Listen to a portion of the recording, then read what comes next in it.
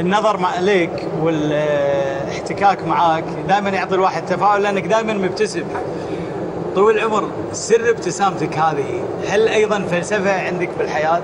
والله انا بتذكر رحمه الله عليها زوجتي الله يرحمها تقول لي ما تقدر تسكر حلجك عن الضحك. اقول لها يا ريت اقدر، انما هي طبيعي خلص، ما طبيعه الانسان. وهذه لغه كبيره طويل العمر. احنا نذكر موقفك مع نائب رئيس النظام البائد في العراق لما تهجم وكان ردك عليه ابتسامه. لأنه لا يسوى أن أرد عليه.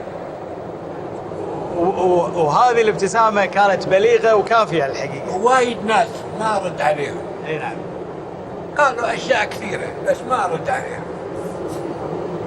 حتى في العمل السياسي يعني لما تحس إن شغلة تضايقك. حتى عمل اللي يسيء لي نعم ما أرد عليه. يعني من يسمعني يفهمني. نعم.